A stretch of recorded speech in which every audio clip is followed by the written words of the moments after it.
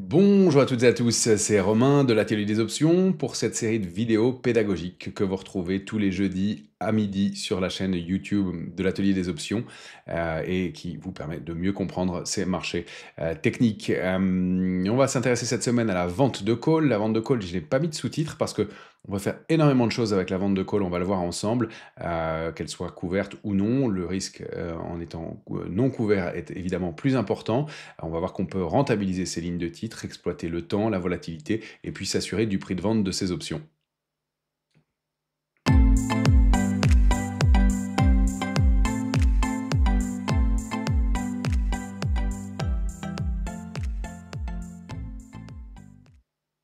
Alors comme toujours, on commence par le principe général sur les ventes d'options, pas uniquement la vente de call. Quels sont les risques? Bien, les pertes peuvent être importantes quand on vend des options sèches. Dans le cas de la vente de put, on l'avait vu. Le risque, c'est la baisse et du sous-jacent à zéro. Potentiellement, avec la vente de call, c'est infini si on n'est pas couvert par le sous-jacent en face ou par une autre option. Évidemment, le risque aussi consiste à gérer sa couverture. Par définition, quand je suis vendeur d'options, je m'engage face à un acheteur à acheter ou à vendre le sous-jacent, dans le cas de la vente de call, à le vendre. Et donc, eh bien, je vais devoir, pour ça, soit avoir les garanties dans mon portefeuille, soit m'assurer que j'ai suffisamment de marge pour supporter d'éventuelles fluctuations de ma stratégie. Le risque aussi, c'est le manque à gagner, puisque je limite et je connais par avance mon gain, ça c'est l'intérêt, mais le manque à gagner en cas de fort décalage dans le sens que contre le sens que j'ai estimé, même si on va le voir, ça laisse une certaine marge d'erreur. Alors, l'intérêt, eh bien, c'est que j'encaisse de la prime tout de suite, je connais mon gain, je peux combiner ces positions de vente d'options et travailler donc pour gagner la valeur temps et la volatilité, la baisse de volatilité. Or, les marchés actuels, au moment où j'enregistre cette vidéo, sont particulièrement volatiles, ce qui est favorable à ces ventes d'options. On va le voir, les primes pour le faire sont plus intéressantes que dans d'autres temps. Euh, Autre élément aussi, je connais tout de suite mon gain maximal et je sais grâce à ça que ce que je vais encaisser et j'encaisse immédiatement, contrairement aux autres types de stratégies. Et puis, la prime encaissée, elle me laisse une certaine marge d'erreur, comme toujours avec la vente d'options. C'est ça qui est intéressant. Et puis, j'ai aussi, grâce aux ventes d'options, une probabilité qui est plus favorable, puisqu'encore une fois, j'ai en ma faveur le temps, la marge que j'ai prise et puis la baisse potentielle de la volatilité dans le cas de volatilité extrême. Contrairement à l'achat d'options, eh bien, les statistiques sont plus favorables dans le cas des ventes d'options. Alors, on va regarder le cas spécifique de la vente de call. Mon orientation, eh bien, elle est baissière ou stagnante. J'ai une petite marge de tolérance à la hausse quand même, donc c'est ça, cette marge que me laisse la vente de call. Mon risque, eh bien, c'est la forte hausse. Dans ce cas-là, ma perte potentielle, elle est illimitée, puisque eh bien, le sous-jacent peut monter théoriquement de façon indéfinie. Donc, de façon non couverte, la vente de call est la stratégie la plus risquée. En revanche, quand on la couvre, soit eh bien, solution avec les actions, ça c'est l'idéal, c'est une des stratégies les moins risquées des options, puisque si j'ai le sous-jacent en face, eh bien, je suis protégé d'une forte accélération haussière. Et puis, je peux aussi acheter des calls pour déterminer ma perte maximale et bloquer mon risque dans ce cas-là. L'utilité des ventes de call, eh bien, elle est nombreuse, on peut renforcer une stratégie, euh, connaître son gain maximal dès le départ, encaisser la valeur temps, profiter de la baisse de la volatilité. On peut financer une autre stratégie en combinant des positions ensemble.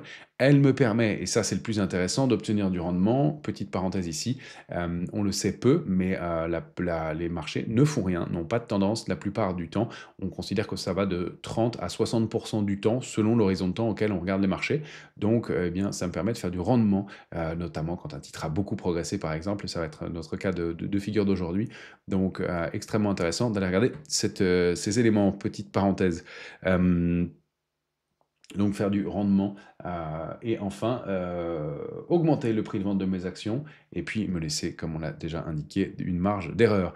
Alors le schéma de la vente de call à l'échéance, c'est le suivant, toujours le même système. À gauche, verticalement, ma ligne de gain ou de perte, le cours du sous-jacent qui fluctue horizontalement de gauche à droite. Et voilà le schéma qui s'affiche à l'écran. La prime encaissée, c'est mon gain maximal, je le connais. Il est connu jusqu'à mon prix d'exercice. Et à partir du moment où on atteint mon prix d'exercice, je commence à moins gagner. et jusqu'à mon point mort qui est calculé par le prix d'exercice plus la prime que j'ai encaissée, donc qui me laisse encore une fois une marge, on va le voir de façon plus détaillée. Attention, pardon, avec le risque d'assignation, si mon sous-jacent est supérieur à mon prix d'exercice, eh bien, je vais devoir vendre les titres et donc si je les ai, eh bien, c'est un manque à gagner ou je m'assure d'un prix de vente, eh bien, un peu supérieur. Si je n'ai pas les actions, attention à l'engagement que ça peut représenter, bien évidemment. Alors je vous propose ici un exemple chiffré que j'ai pris, au 11 avril, 2025. Thales à la clôture vaut 245. Je décide, puisque je pense que son potentiel de hausse est limitée. Je me trompe peut-être et ça n'est qu'un exemple qui n'a qu'un but pédagogique ici et qui ne constitue pas une recommandation, bien entendu. Et de prime, donc d'échéance de juin 2025 et la prime encaissée pour cette stratégie est de 8,94. Le cours du sous-jacent, mais c'est 245 l'action. Mon gain, je le connais, c'est la prime encaissée multipliée par la quotité. La quotité, elle est de 100. On va aller le voir sur notre pricer juste après, sur notre chaîne d'options juste après. Donc, de toujours bien vérifier quelle quotité, quel nombre d'actions, quel est le multiplicateur que j'utilise pour travailler sur mes sous-jacents d'options. Donc, en l'occurrence, mon gain max 894.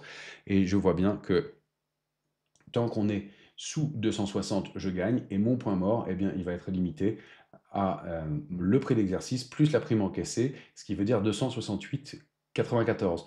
Donc mon gain max est ici, je commence à gagner moins à partir de 268, mais je suis toujours gagnant ou neutre sur ma stratégie jusqu'à 268,94, ce qui me laisse une marge d'erreur qui est assez importante, avec toujours ce risque d'assignation si je n'ai pas le sous-jacent. Si je l'ai en face, en revanche, c'est intéressant. Alors on va aller jeter un œil du côté du titre et puis de la chaîne d'options. On voit que Thales eh bien, a clôturé donc à 245, 245,10. Hein, j'ai arrondi un peu pour l'exemple. Et je vais chercher et afficher ma chaîne d'options qui est ici. Je choisis donc mon sous-jacent, Thales ou le mnémonique si on le connaît. Je prends l'expiration de l'option. Moi, j'ai choisi une option d'échéance juin. Je réduis l'affichage des options d'échéance avril. Comme toujours, à gauche, j'ai mes calls, à droite, mes puts. Et en l'occurrence, je vais aller vendre un call de prix d'exercice un peu supérieur au dernier cours coté. Dans mon exemple, eh bien, si je décide de vendre un call de prix d'exercice 260, je clique sur vente et j'ai la fenêtre de passage d'ordre qui s'ouvre avec effectivement le titre, l'option cotée environ 8,94. C'est toujours une fourchette hein, sur les options. Le prix n'est pas exact. On regardera en détail comment traiter une option, mais on n'est pas obligé de traiter au prix vendeur quand on acheteur quand on veut vendre ou vendeur quand on veut acheter, eh bien il faut dans ce cas-là négocier dans la fourchette d'options. On peut se placer à l'intérieur, soit utiliser le milieu de fourchette, soit si on veut être un peu plus agressif, le milieu bas de fourchette, etc. Donc en l'occurrence 8,94. Et c'est la prime que j'encaisse pour cette stratégie. Alors, bien, graphiquement, on voit comment ça se traduit. J'ai encaissé cette prime. Donc, sur le titre, eh bien, ça me laisse une marge qu'on a expliquée dans notre exemple qui va jusqu'à 268,94. Donc, un potentiel intéressant. Si le titre stagne, voilà, 268,94, je vais placer 269 schématiquement. Voilà, 268,80. Voilà, schématiquement, eh bien, tant que le titre évolue sous ce niveau de 268, eh bien, ma stratégie restera gagnante. C'est au-delà que eh bien, j'aurai un manque à gagner et ma stratégie ne sera plus. Donc, par rapport au cours de clôture de vendredi, ça me laisse une marge de près de 9% pour encore de hausse encore potentielle sur le titre. Mon objectif, hein, c'est que le titre clôture sous 260, donc à l'échéance du mois de juin. Encore une fois, si je n'ai pas le sous-jacent, j'ai un risque évidemment important. Si j'ai le titre, eh bien, ça n'est qu'un manque à gagner. Et en plus, je m'assure d'un prix de vente qui est supérieur au cours actuel, d'une part, mais même au prix d'exercice, puisque j'ai encaissé ma prime qui vient donc eh bien, améliorer mon prix de revient. Alors, on va faire un petit tableau de synthèse de cette stratégie pour eh bien reprendre les différentes bases en fonction des prix de l'action à l'échéance, hein. C'est encore une fois ici un cas de figure à l'échéance. Je le rappelle aussi, c'est des stratégies que nous affichons ici qui sont calculées à l'échéance. Il est possible d'ouvrir et de clôturer sa position à tout moment et notamment bien, en cas de gain au cours de la vie de l'option. C'est d'ailleurs souvent le cas des stratégies que vous propose Paul.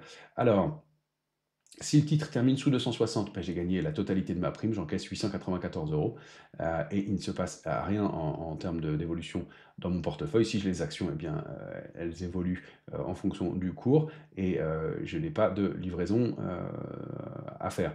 En revanche, entre 260 et 268,94, mon point mort, je gagne seulement une partie de ma prime, ça va dépendre du cours de l'action au moment de la clôture et le calcul, il est fait de la façon suivante.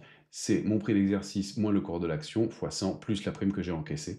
Dans ce cas-là, je me retrouve vendeur de 100 actions Thales au cours bien, qui sera déterminé par la stratégie. Donc si j'ai les actions encore une fois en portefeuille, eh bien j'ai juste vendu des actions plus chères. Si je ne les ai pas, attention à mon exposition et à mon risque par définition. Si le titre clôture au-delà de 268,94, bien ma perte elle est potentiellement illimitée tant que le titre monte. Et moi, je suis vendeur de titres Thales à 268,94. Donc, j'ai quand même de la marge par rapport au cours actuel, mais je cours le risque en cas de forte accélération haussière, eh bien, d'être en perte significative et donc de me retrouver vendeur d'une ligne de titres à ce prix. Si j'ai les actions, bah, je m'assure de les vendre. Et si Thales est inférieur à 260, eh bien, j'ai déjà encaissé 3,5% de plus que mon prix d'exercice. Donc, je m'assure d'un prix de vente qui est quand même assez significatif.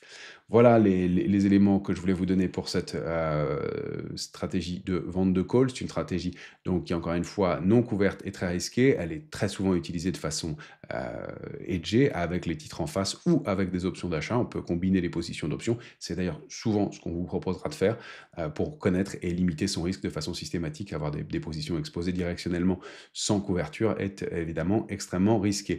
J'espère que tout ça a été clair pour vous. Si c'était le cas ou si ça ne l'était pas, eh bien, vous pouvez toujours nous indiquer vos commentaires dans le suivi de cette vidéo. En dessous de la vidéo, vous savez qu'on vous répond systématiquement et puis ça nous permettra aussi d'améliorer les séquences si besoin était. Petite synthèse finale.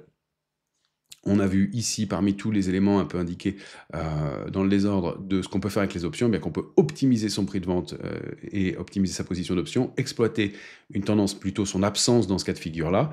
On peut exploiter la valeur temps. Ça, c'est très favorable dans le cas de la vente des options.